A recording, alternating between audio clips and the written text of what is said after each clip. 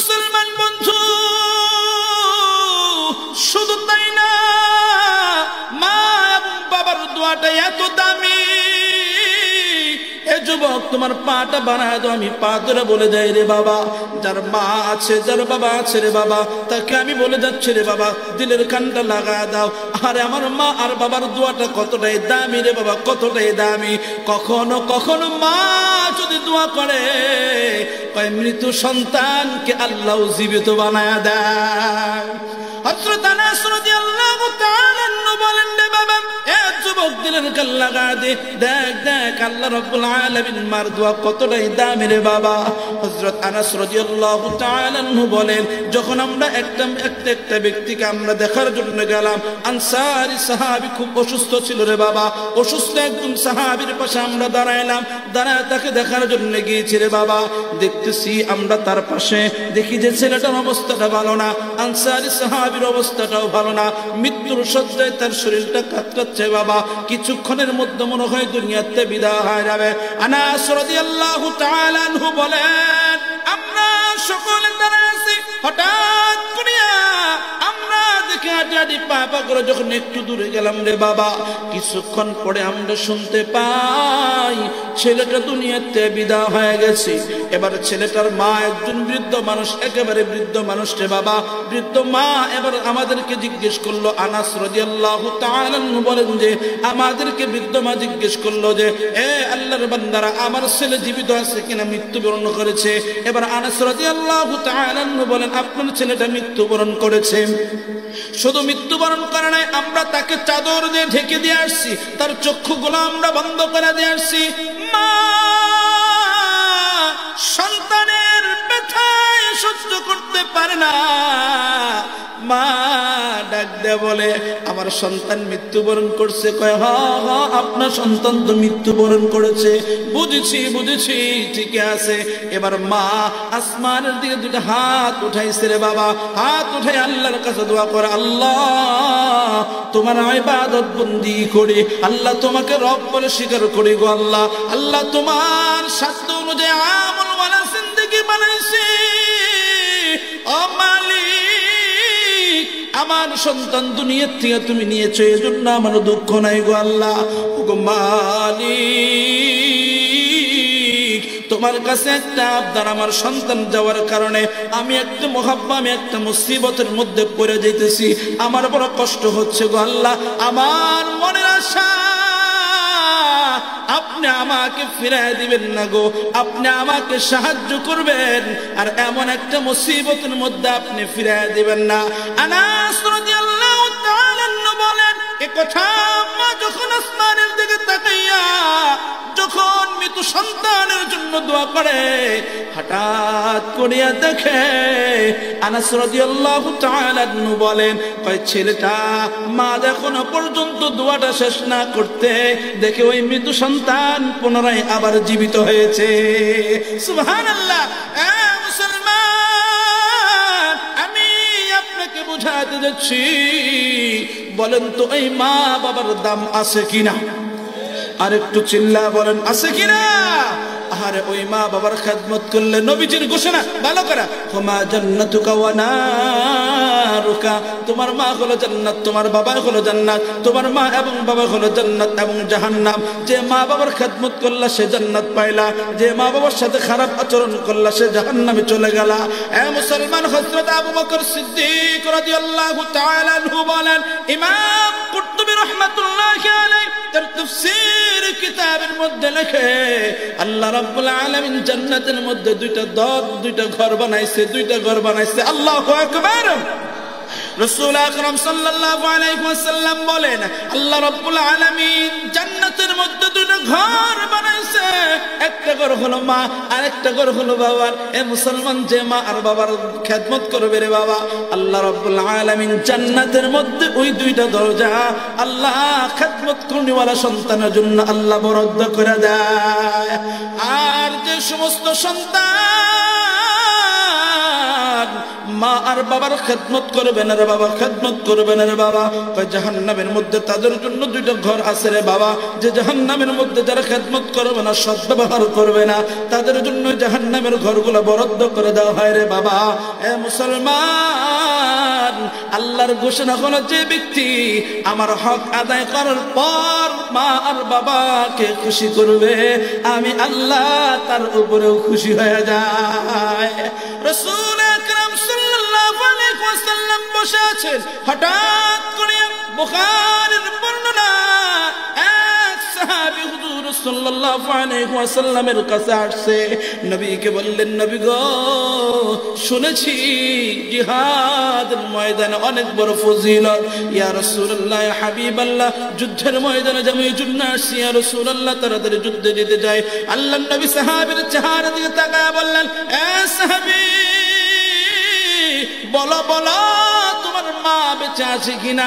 সাহাবী বললেন, ইয়া রাসূলুল্লাহ, হাবিবাল্লাহ, হ্যাঁ, আমার মা বেঁচে আছে। আল্লাহ নবী আলাইহিস সালাতু ওয়াস সালাম বললেন, তোমার মাকে আসার সময় নিশ্চয় তুমি মাকে একটু কষ্ট দিয়ে আসছো, মাকে বেজার করে আসছো। সাহাবী বললেন, জি জি, আমার মাকে আমি বেজার করে আসছি। আল্লাহ নবী ডাক দিয়ে বললেন, সাহাবী, জিহাদের সওয়াব যদি অর্জন করতে চাও, ওই মা আর বাবার খেদমত করো, আল্লাহ জিহাদের সওয়াব আল্লাহ দান করে দিবে। মুসলমান বন্ধু, কখনো কখনো নবীর খেদমতের চাইতে ওই মা আর বাবার খেদমতটা আল্লাহ তাআলার কাছে বড় দামি হয়ে যায় রে বাবা। রাসূল আকরাম সাল্লাল্লাহু আলাইহি ওয়াসাল্লাম সাহাবীদেরকে ডাক দিলেন, সাহাবীদেরকে বললেন, সাহাবারা রে, আরে কলিজার টুকরা বাবারা, জানি না কার মা বেঁচে আছে, কার বাবা বেঁচে আছে। যার মা বেঁচে আছে মনে করবা তোমার জান্নাত আছে, যার বাবা বেঁচে আছে মনে করবা তোমার জান্নাত বেঁচে আছে।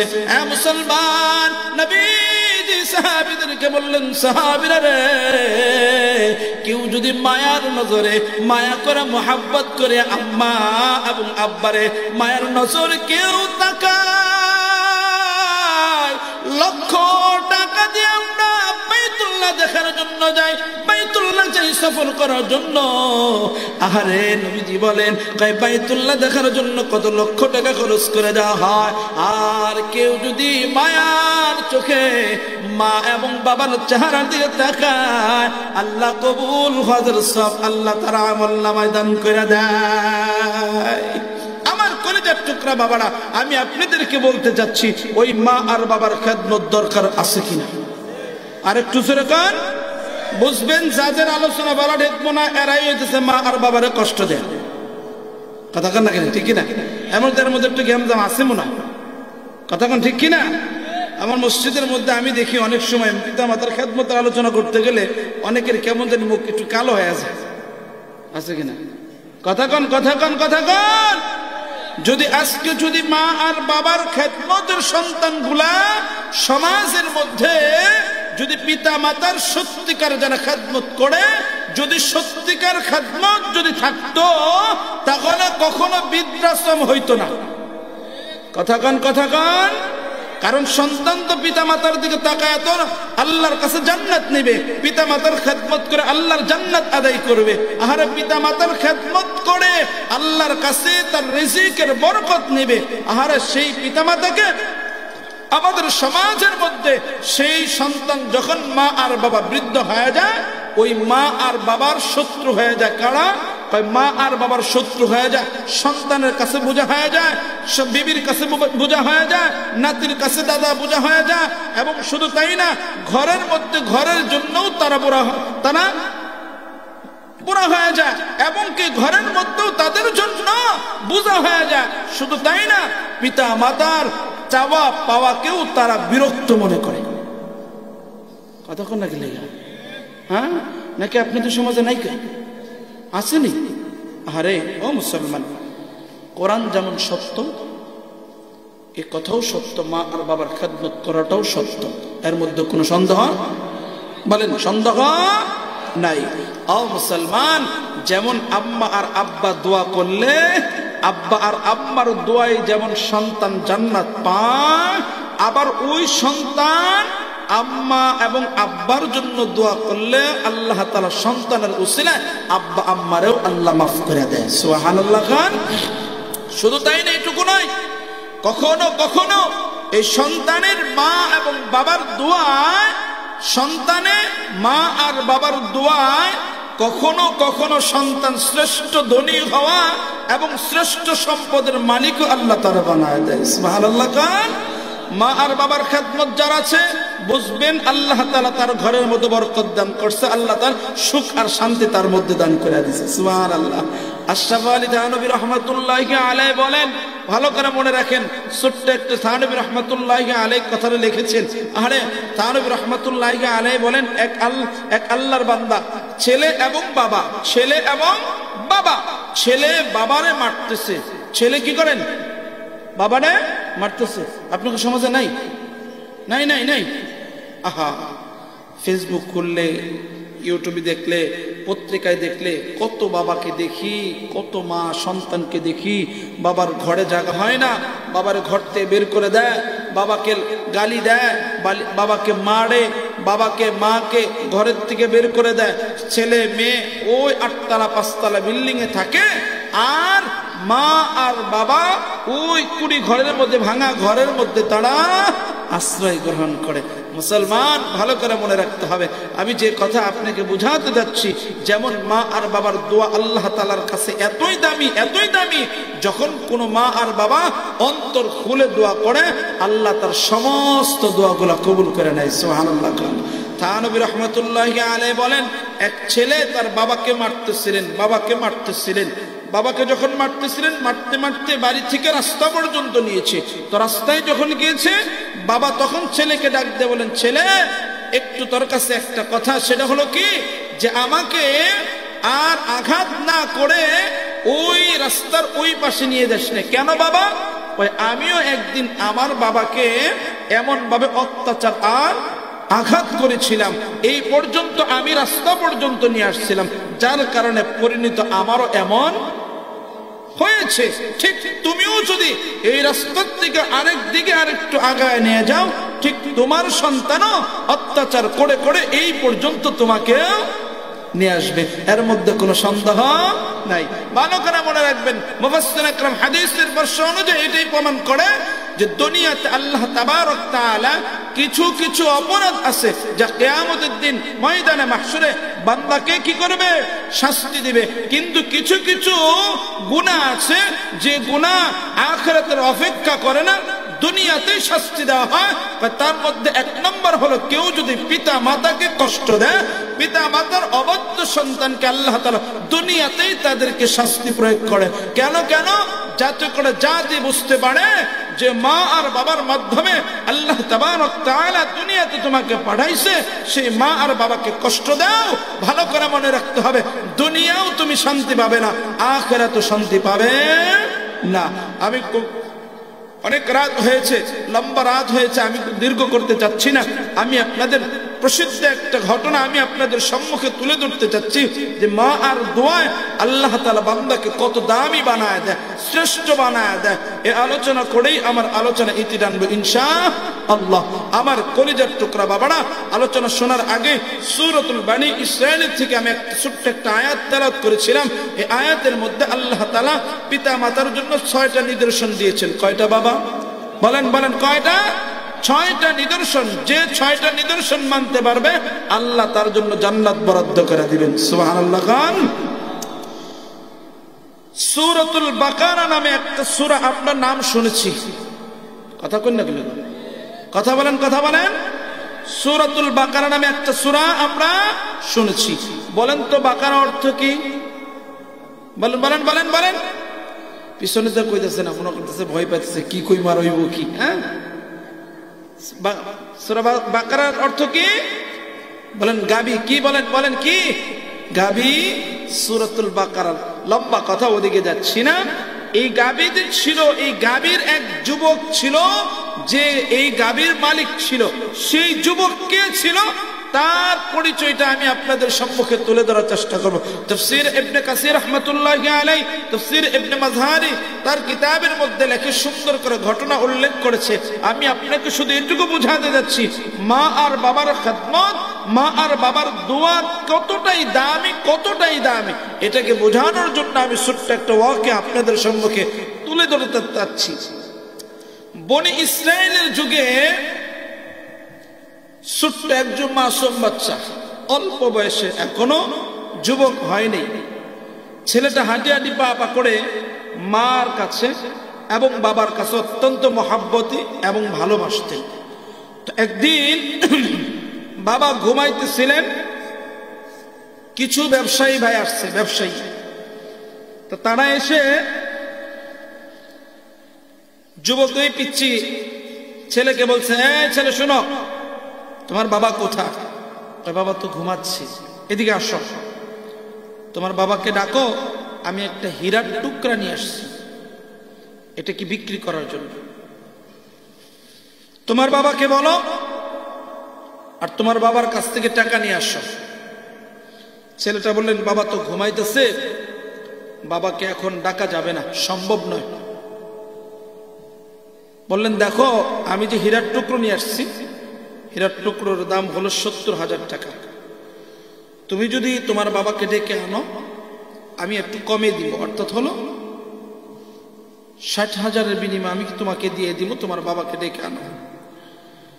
ছেলেটা ডাক দিয়ে বলেন, চাচা আপনারা একটু অপেক্ষা করুন, আমার বাবা ঘুমাচ্ছে, আমার বাবা ঘুমতে উঠুক, আমি 70,000 টাকা দেই, আমি কিনে নেব, কিন্তু আমার বাবা যেহেতু ঘুমাচ্ছেন, আমার বাবাকে কষ্ট দিয়ে আমার বাবার ঘুম ভাঙা আমার জন্য সম্ভব না।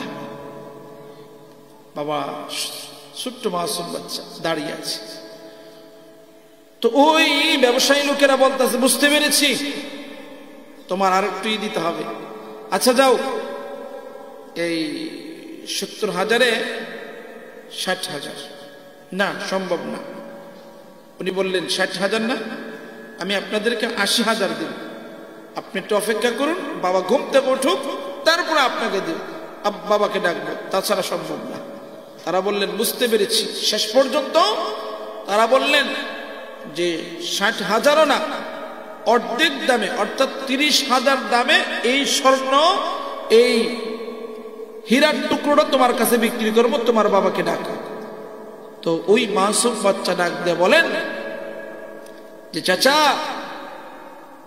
আপনি 60 থেকে 30 নেমেছেন, 30-এর মাধ্যমে আমাকে দিবেন, আপনি একটু অপেক্ষা করুন, আমার বাবা ঘুম থেকে উঠুক, আমি আপনাকে 1 লক্ষ দিয়ে এই হীরার টুকরো কিনে নেব, কিন্তু আমার বাবার ঘুম ডিস্টার্ব করব না। সুবহানাল্লাহ। গান তো আল্লাহর বান্দা ওই ব্যবসায়ী লোকেরা আশ্চর্য হয়ে গেল, যেটি কেমন ছেলে যে বাবার টাকার অর্থের হীরার টুকরো বিনিময় তার বাবার ঘুম ভাঙাতে চায় না। এবার বাবার ঘুম ভাঙছে, ইচ্ছাকৃত করেই বাবার ঘুম ভেঙে গেছে। তো ছেলে বাবার ডাকতেছে, আব্বা একটা কথা। কই কি?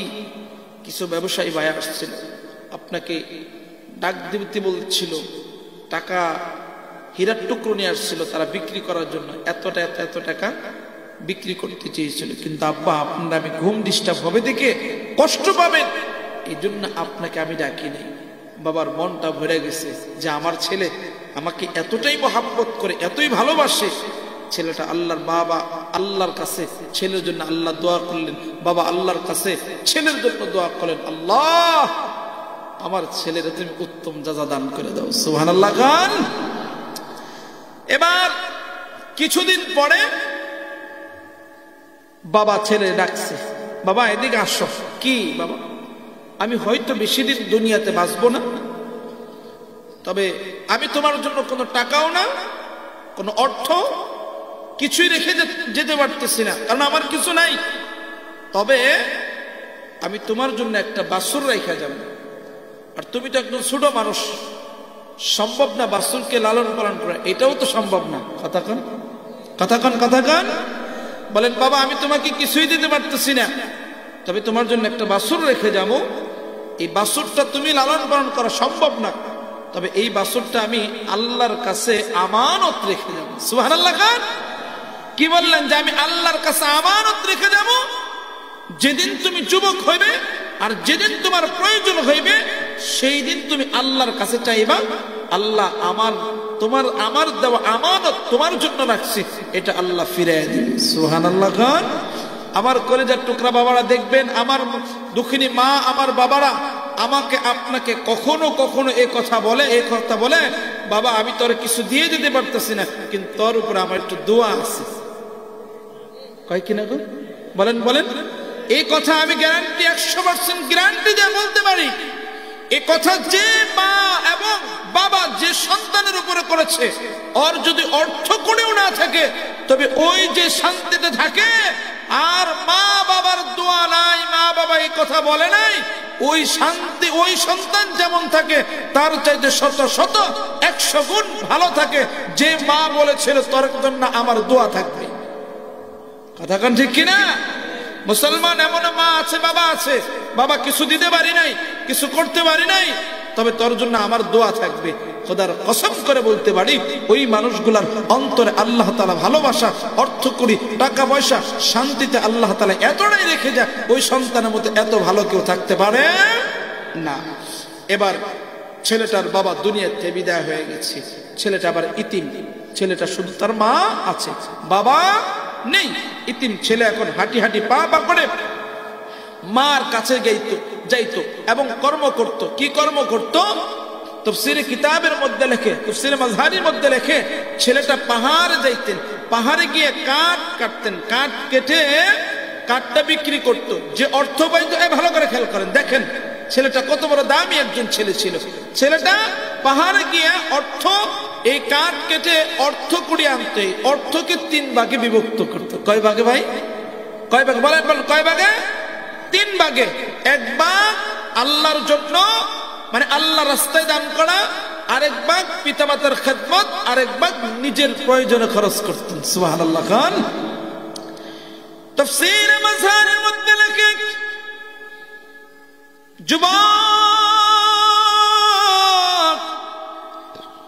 প্রতিদিন পাহাড়ের চূড়ায় যায়, পাহাড়ের কাঠগুলো কেটে এনেছে রে বাবা, সেগুলা পুনরায় বাজারে বিক্রি করে ওই মূল্য টাকাটা একটা খন্ড 1 অংশটা আল্লাহ রাস্তায় দান করে, আরেকটা অংশ মার জন্য খরচ করে, আরেকটা অংশ নিজের জন্য খরচ করে। বাবা যখন সারাদিন কাজ করার পর সন্ধ্যাবেলা যখন হয়ে যায় রে বাবা, সারাটা রাত ছেলেটা চিন্তা করে কেমনে করে আমি সারা রাতটা কাটাবো। যুবক চিন্তা করে সারা রাত 3 ভাগে বিভক্ত করবো। 1 ভাগ আমি আল্লাহর জন্য সময় দিব, আল্লাহর ইবাদত করবো, আরেকটা সময় আমার মার খেদমত করবো, আরেকটা সময় আমি নিজে একটু ঘুমাইবো। 1 দিন 2 দিন এভাবে প্রতিদিন সন্তান খেদমত করে, সন্তান কর্ম করে রে বাবা। দিন যায় রাত যায়, দিন যায় রাত যায় রে বাবা। একদিন হঠাৎ করে তার মা ডাক দিয়ে বললেন, বাবা তোমার বাবা দুনিয়াতে বিদায় হয়েছে, তোমার জন্য কোনো অর্থ করি দিয়ে দিতে পারে নাই, টাকাও দিতে পারে নাই, ছবিও দিতে পারে নাই, কিছুই রেখে দেয় নাই, তবে তোমার জন্য আল্লাহর কাছে একটা আমানত রেখে গিয়েছে, মনে আছে কিনা? যুবক বললেন, মা মনে আছে, তোমার জন্য একটা বাছুর আল্লাহর কাছে আমানত দিয়েছে, তোমার বুঝি অনেক প্রয়োজন, এখন যাও পাহাড়ে জঙ্গলের মধ্যে যাইবা, আল্লাহর কাছে তুমি আমানত রেখে আসার বাছুরটা আল্লাহর কাছে চাইবা, আল্লাহ তোমারে ফিরিয়ে দিবে। যুবক মার কথা যখন শুনলেন, যেতে যেতে হঠাৎ করিয়া সন্তানরা যুবকটা আবার প্রশ্ন করলেন, মাগো একটা প্রশ্ন করতে চাই, যখন বাছুরটা আল্লাহর কাছে আমি চাইবো আমাকে দিবে, কিন্তু আমার বাছুরিটা আমি কেমনে করে চিনবো? মা জানা যায়, কয় যখন বাছুরটা আসবে, বাছুরের শরীরের মধ্যে পূর্ণিমা চাঁদের মতো চকবক করবে। সুবহানাল্লাহ। মা কেমন? মা সব সন্তানকে শিখা দেয়, মা আগের থেকেই জানে। এবারে যুবককে বললেন, যুবক যা এবার যখন আল্লাহর বান্দা যখন ওই জঙ্গলের মধ্যে যা আল্লাহর কাছে ডাক দিলেন, আল্লাহ আমার আব্বা আমার জন্য একটা বাছুর রেখে গিয়েছিল, আমানত দিয়েছে গো আল্লাহ, মেহেরবানি করে আল্লাহ সেই আমানত আল্লাহ আমাকে ফিরিয়ে দেন। আল্লাহর কাছে দোয়া করতে দেরি, আল্লাহ তার আমানতটা ফিরিয়ে দিতে দেরি করে না। সুবহানাল্লাহ। যুবক তাকায় দেখে আম্মার যে বর্ণনাটা দিয়েছিলেন রে বাবা, সেই বর্ণনা অনুযায়ী সেই বাছুরটা আসতেছে রে বাবা। বাছুরের গলার মধ্যে একটা রশি ছিল রে বাবা। যুবক রশিটার মধ্যে সুন্দর করে ধরছে রে বাবা, ধরে আবার বাড়ির দিকে টেনে টেনে নিচ্ছে রে বাবা। হঠাৎ করিয়া বাছুরের জবানকে আল্লাহ খুলে দেয়। বাছুর জবানটা খুলে দেয়, বললেন যুবক বাড়ি পর্যন্ত হেঁটে হেঁটে যাওয়া তোমার বড় কষ্ট হবে, চলো চলো আমার পিঠের উপরে উঠো, আমি তোমাকে আরোহণ করে তোমার বাড়ি পর্যন্ত পৌঁছা দেয়। যুবক ডাক দেয় বলে, আমার আম্মা না করছে, আমার আম্মা নিষেধ করে দিয়েছে, তোমার উপর আরোহণ করতে নিষেধ করে দিয়েছে। বাছুর এবার ডাক দেখো, যুবক তুমি বা জানো না তুমি যদি আমার উপরে যদি আরোহণ করতা, আমি তোমাকে নিয়ন্ত্রণ করতে পারতাম না, তোমার অনেক বড় ক্ষতি হয়ে যাইত। এ মুসলমান মা সব জানে রে বাবা। এ বন্ধু,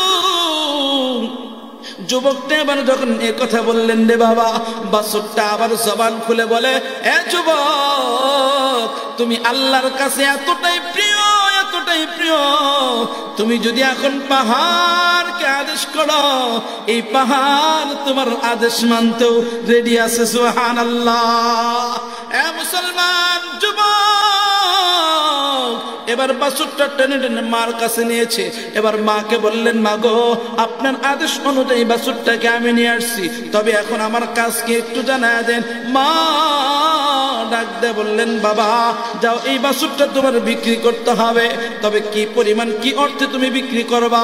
মা শিখা দেয়, এই বাছুরটা তুমি বিক্রি করবা 3 স্বর্ণ মুদ্রা। কয় স্বর্ণ? বলেন বলেন, কয় স্বর্ণ? কষ্ট হইতেছি না ও ভাই, কষ্ট হইতেছি না? দকরে দিব, দকরে দিব, দকর। হ্যাঁ কিছুক্ষণ থাকবেন তো, কষ্ট দিব না তো, না করছি তো। হ্যাঁ হ্যাঁ সময় শেষ পর্যায়ে চলে আসছি, কষ্ট দিব না। মা যুবককে শিখায় দেয়, যুবক বাজারে যাবা, গরু বিক্রি করবা, তবে শর্ত হলো 3 স্বর্ণ মুদ্রা বিক্রি করবা, তবে বিক্রি করার আগে আমার কাছে অনুমতি নিবা। আমার অনুমতি ছাড়া কি করবা না, বিক্রি করবা না। বললেন ঠিক আছে, তোমার অনুমতি ছাড়া কি করবো না, বিক্রি করব না। এবার যুবক বাজারে নিয়েছে, কয়েকজন কেনার জন্য ব্যবসায়ী লোক আসছে, আইসা বলেন, এই যুবক তোমার গরুর দাম কত? কয় আমার বাছুরের দাম হলো 3 স্বর্ণ মুদ্রা। এবার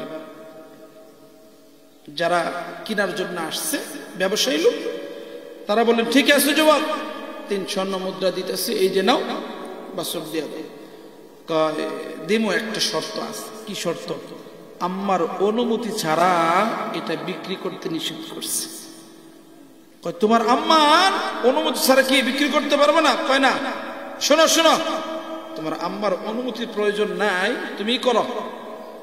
3 স্বর্ণ মুদ্রা না, আমি 6 স্বর্ণ মুদ্রা দিব, তোমারে দিয়ে যাও। কয় না, আপনি যদি 6 স্বর্ণ মুদ্রা দেন এতেও সম্ভব না। কয় তাহলে? আম্মার অনুমতি ছাড়া কি করতে পারবো না, বিক্রি করা যাবে না। যুবক দৌড়ায় আম্মার কাছে গেছে, আম্মা কি বলতে চাও তুমি বলো। কয় 3 জন ব্যবসায়ী লোক আসছে বাছুরকে কেনার জন্য। কত বলছে? কয় 3 স্বর্ণ মুদ্রা। তারা কি বলছে, নিবে? কয় হ্যাঁ নিবে। কয় এখন যাও, তুমি তাদেরকে বলবা 3 স্বর্ণ নয় 6 স্বর্ণ মুদ্রা আমি বিক্রি করব। কয় তারপরে কি বলে, তবে বিক্রি করার আগে আমার কাছে আবার অনুমতি নিয়ে আসবা, আমার কাছে অনুমতি নিয়ে তারপরে, তাছাড়া যদি বিক্রি করো না। কয় ঠিক আছে আম্মা। ছেলেটা আসছে, বলেন কি খবর? কয় এটা বিক্রি হবে।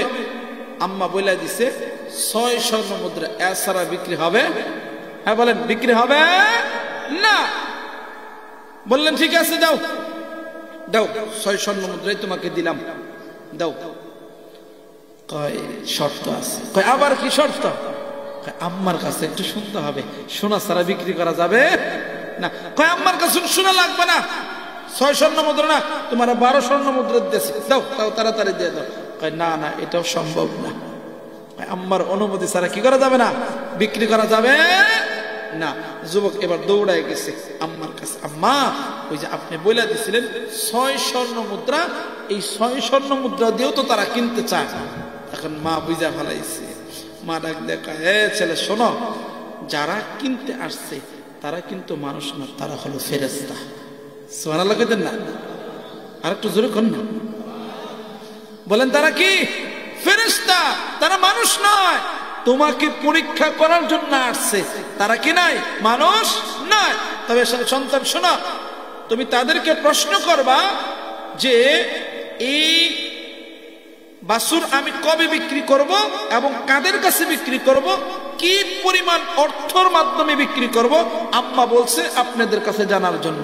এবার যুবক দৌড়ে আসছে, আয়সা বলেন কি ব্যাপার, কি হয়েছে? আম্মা বলে দিছে আপনারা তো মানুষ না, আপনারা ফেরেশতা। সুবহানাল্লাহ খান। এখন তারা বলতেছে হ্যাঁ হ্যাঁ, আমরা আসলে মানুষ না, আল্লাহ আমাদেরকে ফেরেশতা, আমরা আল্লাহর হুকুমে মানুষের সুরত ধরে তোমার কাছে আসছি তোমাকে পরীক্ষা করার জন্য। সুবহানাল্লাহ খান। এবার বলেন বলেন, আম্মা বলতে বলছে, শুনতে বলছে যে আপনার কাছে যে এই গরুটা, এই বাছুর কবে বিক্রি করব এবং কি কাদের কাছে বিক্রি করব, কি পরিমাণ অর্থে বিক্রি করব, এটা আগে বলতে বলছে আম্মা, এটা বলেন। এবার ওই ফেরেশতাগুলা জানায়, যুবক শোনো, এবার লম্বা কথা আমার কলেজার টুকরা বাবা না।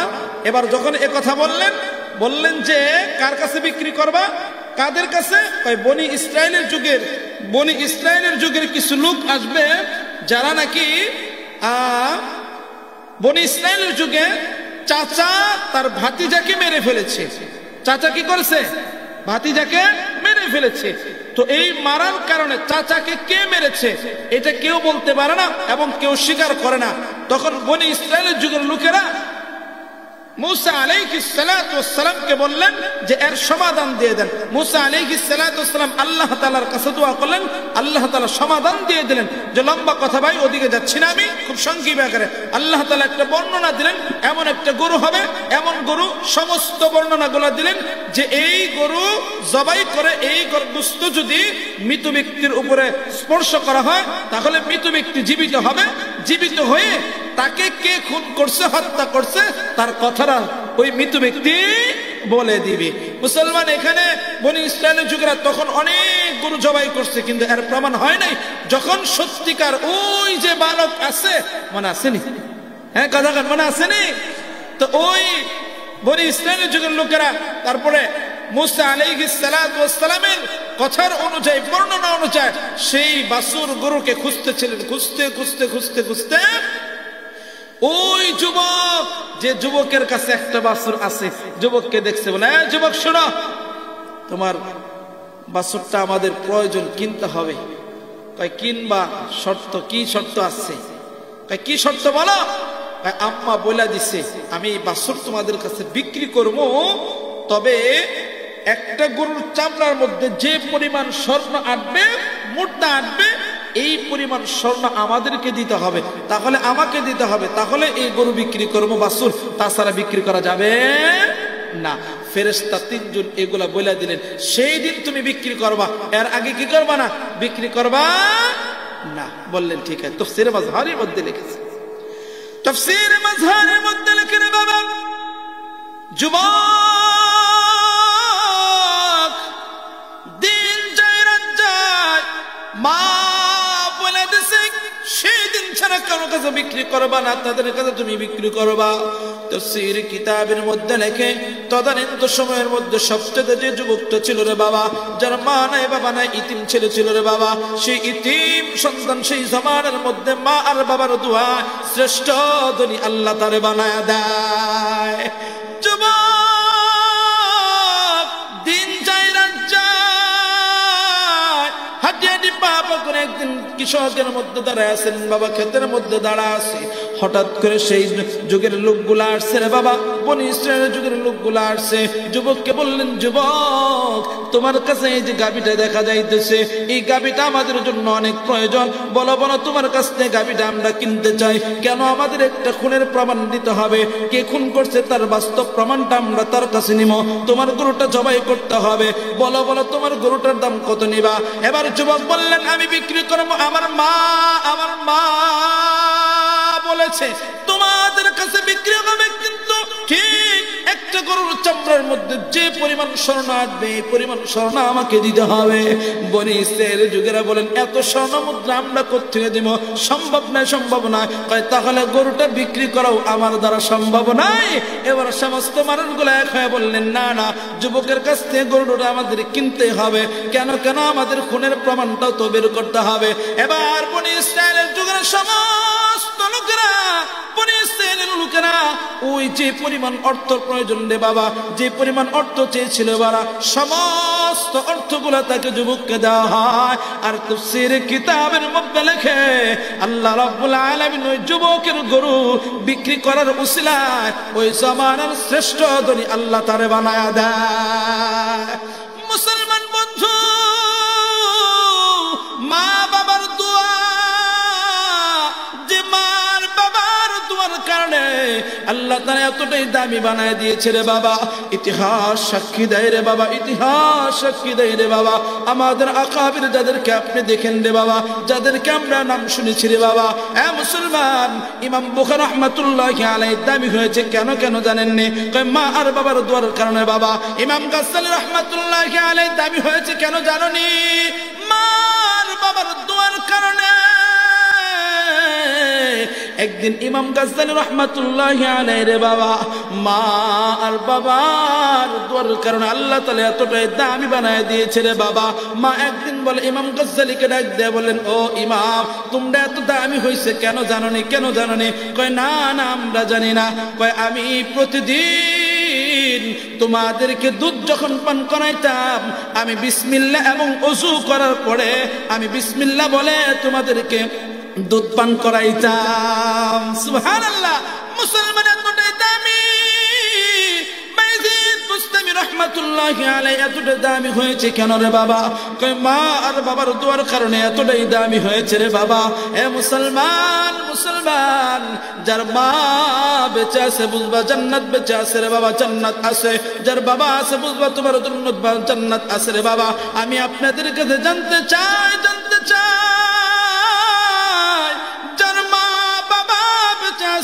কোনদিন মার কষ্ট দিব না রে বাবা। কোনদিন আমাদের যুবকের মধ্যে এমন যুবক দেখা যায় রে বাবা, বাবার গালি দেয় রে বাবা, মার গালি দেয় রে বাবা। এ মুসলমান, মার বুড়ি করে ডাকে। তাফসীর কিতাবের মধ্যে লিখেছে, হাদিসের বর্ণনা অনুযায়ী লেখে রে বাবা, কেউ যদি মা বুড়ি করে ডাকে কবিরা গুনাহ হবে রে বাবা। সাবধান, সাবধান। অনেক যুবক আছে মারে তুমি বুড়ি করে ডাকো, বাবারে বুড়া করে ডাকো। সাবধান, মারে কোনোদিন বুড়া করে ডাকবা না, বাবারে কোনোদিন বুড়া করে ডাক দেবা না, মারে কোনোদিন বুড়ি করে ডাক দিবা না। মারে যত সুন্দর করে তুমি ডাক দিবা, তোমার আমলনামায় আল্লাহ সওয়াব দান করে দেয়। মুসলমান, আমার ঘোষণা সূরাতুল বানী ইসরাঈলের মধ্যে আল্লাহ তাআলা এত সুন্দর করে জানায় দেয় রে বাবা, তোমার জন্য 6টা কর্ম আল্লাহ রাব্বুল আলামিন জানায় দেয়। ওয়া ক্বাদা রাব্বুকা আল্লা তা'বুদু ইল্লা ইয়্যাহ। এক নম্বর ঘোষণা হলো আমি আল্লাহ ছাড়া কারো ইবাদত করব না। এ মুসলমান বন্ধু, এবার আল্লাহ রাব্বুল আলামিন মার জন্য 6টা উপদেশ দিয়েছে রে বাবা। 6টা কর্মসূচি যারা মানবে আল্লাহর ঘোষণা অনুযায়ী তারা দামি হয়ে যাবে, আল্লাহর জান্নাত তারা পেয়ে যাবে রে বাবা।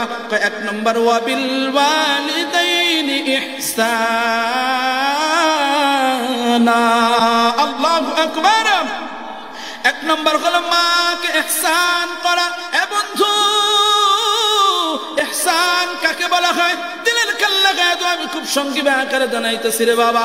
আমি যখন কোথাও সফরে যাই রে বাবা, আপনি যখন কোথাও সফরে যান রে বাবা, অথবা আপনাদের বাড়ির থেকে বাজারে আসেন রে বাবা, বাজারে এসে আপনি কি কি করেন রে বাবা? বাজারে আপনার সুন্দর সুন্দর দামি দামি খাবারগুলা কিনেন, কখনো আপনার স্বাস্থ্য অনুযায়ী খাবারগুলা কিনেন। কেন কিনেন? আপনি অনেক সময় সন্তান আপনারে বলে না, সন্তানের অজান্তেও আপনি অনেকগুলো খাবার সদাইগুলা কিনে নিয়ে যান। আবার কখনো বিবিকে খুশি করার জন্য অজান্তে অনেক খাবারগুলা লুকায় লুকায় আপনার বিবি খাওয়ান। কেন কেন? যাতে করে আমার সন্তান আমার উপরে খুশি হয়ে যায়, আমার বিবিও জানে আমার উপরে খুশি হয়ে যায়। মুফাসসিরিন একরাম ওয়া বিল ওয়ালিদাইনি ইহসানা এর ব্যাখ্যায় লেখে মার ইহসান হলো কেমনে করে জানো? মা চায় নাই তুমি মারে খুশি করার জন্য কখনো কখনো বাজার থেকে তোমার দামি দামি খাবার, কখনো ফল, কখনো আসবাবপত্র, কখনো আবার কখনো কখনো টাকা পয়সা, কখনো আবার কাপড় চোপড়, মনে যা চাইবে তোমার মা চাওয়ার আগেই তুমি দিবা। এর নাম হলো ইহসান। এই ইহসান যারা করবে রে বাবা, মালিক ওই ব্যক্তির উপর আল্লাহ খুশি হয়ে যাবে রে বাবা। আল্লাহ রাব্বুল আলামিন এক নম্বর জানায় দেয় ওয়া বিল ওয়ালিদাইনি ইহসানা। এবার আল্লাহ রাব্বুল আলামিন জানায় দেয় ইম্মা ইয়াবলুগান্না ইনদাকাল কিবারা আহাদুহুমা আও কিলাহুমা ফালা তাকুল লাহুমা। এ মুসলমান, মা এবং বাবা একজন অথবা দুইজন যখন বার্ধক্যের উপনীত হয়ে যায়, বৃদ্ধ হয়ে যায়, ওই মা ওই বাবা কখনো তোমার কাছে রে বাবা, তোমার সন্তান যেমন একেবারে কিছু বুঝে না, তোমার মা আর বাবা যখন বৃদ্ধ হয়ে যাও তারাও কিন্তু সন্তানের নেওয়া হয়ে যায়। কখনো তোমার কাছে টাকা চাইবে, কখনো তোমার কাছে কিছু খাওয়ার জন্য চাইবে। এ যুবক, কত নাফরমান এমন ব্যক্তিরা আছে রে বাবা, কত সন্তান মা এমন সন্তান আছো, 1 মাস 2 মাস যায় একটু তুমি বলতে পারবা না, মার জন্য একটু ভালো কিছু খাবার তুমি উঠায় দিয়েছ। এমন সন্তান আছো রে বাবা, মা বাবা সারাদিন কি খাইলো এটাও তুমি জিজ্ঞেস করতেও পারো না রে বাবা। এ মুসলমান, আল্লাহ জানায় দেয় বান্দা, মা যখন বাবা যখন বৃদ্ধ হয়ে যাবে রে বাবা, সাধ্য অনুযায়ী মা যখন যা চাইবে, মা চাওয়াতে তুমি কখনো বিরক্ত হইবা না। মাকে কি করবা না? আল্লাহ তাআলা জানায় দেয় ফালা তাকুল লাহুমা উফ। তোমার মা এবং বাবা চাওয়ার জন্য তুমি উফ শব্দটা করবা না। কত সন্তান মার উপরে কথা বলে রে বাবা, মার কথার উপরে কথা আবার বলে বাবা। আল্লাহ জানায় দেয় মা চাওয়া থেকে তুমি উফ শব্দটাও করতে পারবে না। হুকুম ডাকার জোরে কার? আল্লাহ তারপরে 3 নম্বর জানায় দেয় ওয়ালা তানহারহুমা। উফ শব্দ তো দূরের কথা, মারে তো ধমক তো দিবা দূরের কথা, মাকে উফ শব্দও করতে পারবা না। সাবধান, আল্লাহর ঘোষণা হলো ওয়ালা তানহারহুমা, মারে কি করবা না? কই ধমক দিবা না, ধমক দিবা না। আল্লাহ বলে কেমনে করে কথা কবি শুনে রাখ। কই কি? কই আল্লাহ রাব্বুল আলামিন জানায় দেয় কই মার সাথে কেমনে করে কথা কবি, তোর মনে চাইলে তুই কথা বলতে পারবি না। কই কেমনে করে কথা বলবি? কই আরে আমরা যখন বন্ধুর সাথে কথা বলি অথবা অপরিচিত একজনের সাথে কথা বলি, আবার কখনো বিবির সাথে মায়া নিয়ে কথা বলি, আরে অপরিচিত সাথে কেমন করে কথা বলি রে বাবা। নিজের সন্তানকে মা মা করে ডাকি, নিজের সন্তানকে বাবা বাবা করে ডাকি, কত সুন্দর মায়া করে ডাকি। আল্লাহ জানায় দেয় ওয়া কুল লাহুমা কাওলান কারীমা। মার সাথে সুন্দর করে কথা কইবা, ভদ্রতার সাথে কথা কইবা রে বাবা। চোখ রাঙায় কথা কবা না, মাকে কষ্ট দিয়ে কথা বলবা না। এই 2 ঠোঁট দিয়ে এত সুন্দর করে তুমি কথা কইবা, আল্লাহ প্রত্যেকটা কথার বিনিময় তোমার আমলনামা আল্লাহ নেক দান করে দিবে। সুবহানাল্লাহ। মুসলমান 4 নম্বর 5 নম্বর কি? ওয়াখফিদ লাহুমা জানাহাল যুল্লি মিনার রাহমা। মুসলমান এখানে ভালো করে শুনেন, মুসলমান ভালো করে শুনে নেন। আল্লাহ রাব্বুল আলামিন জানায় দেয়, মুফাসসিরিন একরামের ব্যাখ্যা লেখে রে বাবা, আমরা যখন সন্তানরা টাকা পয়সা কামাই করি, আমরা যখন সন্তানরা বড় লোক হয়ে যায় রে বাবা, বাবার সামনে আমরা গর্ব করে কথা বলি, অহংকার দেখায় কথা বলি, এমন সন্তান আছে কিনা? সমাজের মধ্যে মাকে তুচ্ছ তাচ্ছিল্য মনে করে রে বাবা। মুসলমান হযরত আলী রাদিয়াল্লাহু তাআলা আনহু বলেন, হাদিসের বর্ষ অনুযায়ী রে বাবা, কিয়ামতের আলামত 15টা হবে রে বাবা। 15টার মধ্যে একটা আলামত হবে মা আর বাবাকে দূরে মনে করবে, তাদেরকে তারা ঘৃণা করবে, বন্ধু বান্ধবদেরকে তারা আপন মনে করবে, আপন মনে করবে রে বাবা। আল্লাহ রাব্বুল আলামিন জানায় দেয় মার সাথে কেমনে করে কথা কবা। তুমি অনেক বড় হয়ে গেছো, অনেক বড় অফিসার, অনেক বড় ইঞ্জিনিয়ার, ডাক্তার, কিন্তু মার কাছে তুমি সন্তান, তুমি সন্তান। সাবধান, মার সামনে কখনো জোর গলায় কথা বলবা না, মার সামনে নত করে দিবা। মুফাসসির একরাম তাফসীরে কিতাবের মধ্যে লেখে যেমন পাখি তার বাচ্চাগুলা ডানার নিচের মধ্যে সুন্দর করে রেখে দেয় রে বাবা, পাখি তার সন্তানের কাছে মাথা নত করে দেয়। যখন তোমার মা ছোট, যখন বৃদ্ধ হয়ে যাবে, তোমার মার কাছে সন্তান মাথা নত করে দিবা, ভালোবাসার সাথে তোমার মাকে মা করে ডাকবা। এই হলো 5 নম্বর। 6 নম্বর আল্লাহ শিখায় দেয় ওয়াকুর রাব্বিরহামহুমা কামা রাব্বায়ানি সগীরা। আল্লাহ শিখায় দেয় বান্দা 6 নম্বর কর্ম কি জানোনি? মার জন্য প্রতিদিন দোয়া করবা। আরে কি দোয়া করবা? আল্লাহ শিখায় দেয় ওয়াকুর রাব্বিরহামহুমা কামা রাব্বায়ানি সগীরা। বলেন না ওয়াকুর রাব্বিরহামহুমা কামা রাব্বায়ানি সগীরা। যখন সন্তান এই দোয়াটা করে রে বাবা, আল্লাহ রাব্বুল আলামিন সন্তানের দোয়া কবুল করে। আল্লাহ মা এবং বাবাকে আল্লাহ কবুল করিয়ে নেয়। সুবহানাল্লাহ। মুসলমান, আমার আলোচনায় টানতেছি রে বাবা। এ বন্ধু, জানি না কত বাবা আসরে বাবা, আজ থেকে 10 বছর হয়ে গেছে, মার কোনোদিন মা বলে ডাকতে পারো না। আরে কে যেন আসো, আজ থেকে 10 বছর হয়ে গেল, 5 বছর হয়ে গেল, মারে মা বলে ডাকতে পারো না। আমি মার এবং বাবার পাগলদেরকে জানাতে যাচ্ছি, বুঝাতে যাচ্ছি রে বাবা, মা চলে গেছে, মা আর ডাকতে পারো না, বাবার ডাকতে পারো না, মাকে দেখতেও পারো না, বাবার দেখতেও পারো না। বাড়িতে গেলে মা সবগুলা পড়া আছে, মার দেওয়া করিটা পড়ে আছে, মার দেওয়া বাড়িটা পড়ে আছে, মার দেওয়া গাছ পড়ে আছে, মার দেওয়া সেই কাপড় গুলা পড়ে আছে,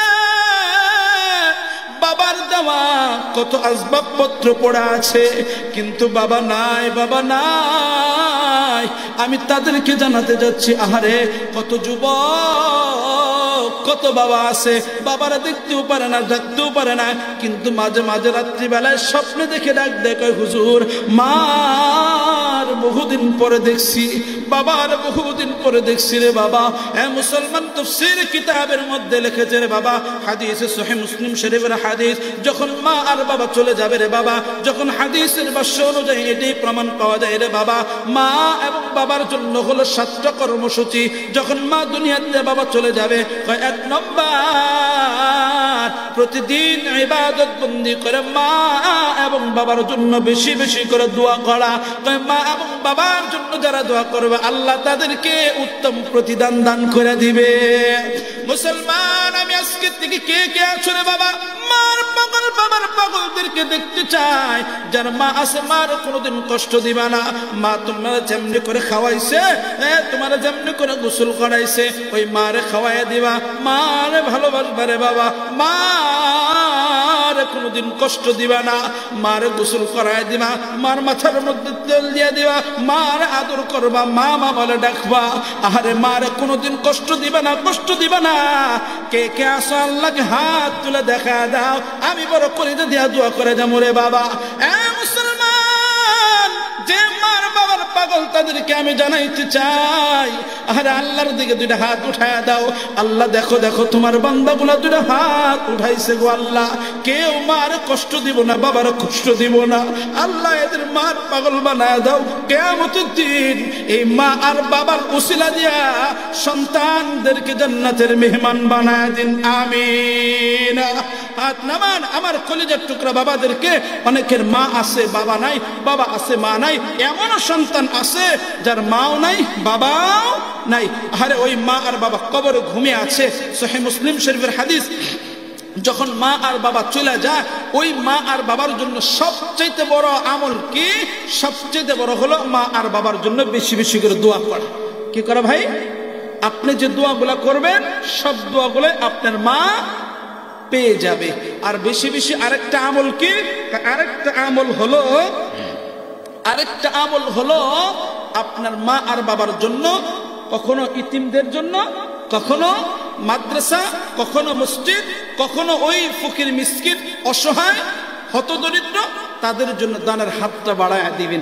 যখন দিবেন আল্লাহ তাবারক তাআলা আপনি এই দানের উসিলায় ওই কবরওয়ালা মা বাবা দাদা দাদি নানা নানি আত্মীয় স্বজন শ্বশুর শাশুড়ি সবাই যারা কবর আছে দানের উসিলায় কবরওয়ালাদেরকে আল্লাহ মাফ করে দেয়। সুবহানাল্লাহ। আমার কলিজার টুকরা বাবারা, আমি একজন মুসাফির মানুষ, আমি আপনাদের কষ্ট দিতে যাচ্ছি না, অনেক রাত হয়ে গেছে।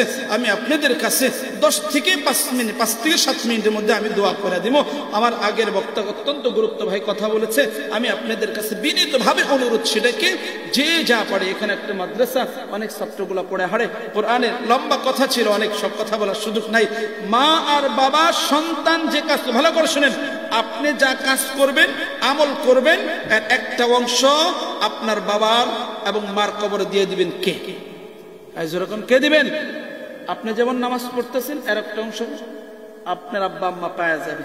আর আপনি যদি কোনো বদ আমল করেন এটাও আপনার আম্মা পাওয়া যাবে। এজন্য আমি মনে করি মার যদি কেউ কষ্ট দিতে চাও তাহলে সে গুনাহ করো, আর যে মারে কষ্ট দিবা না, আমি মনে করি আজকের থেকে সে চিন্তা করবো আমার মার আমি কষ্ট দিব না, আমার বাবার কষ্ট দিব না। তাহলে আল্লাহর ইবাদত বন্দি করলে আল্লাহর ইবাদত হবে, আমার মা আর বাবাও সেই ইবাদতের একটা অংশ পায়া যাবে। আল্লাহ তাআলা আমাদের সকলকে আব্বা আম্মার খেদমত করার তৌফিক দেন, বলে আমিন।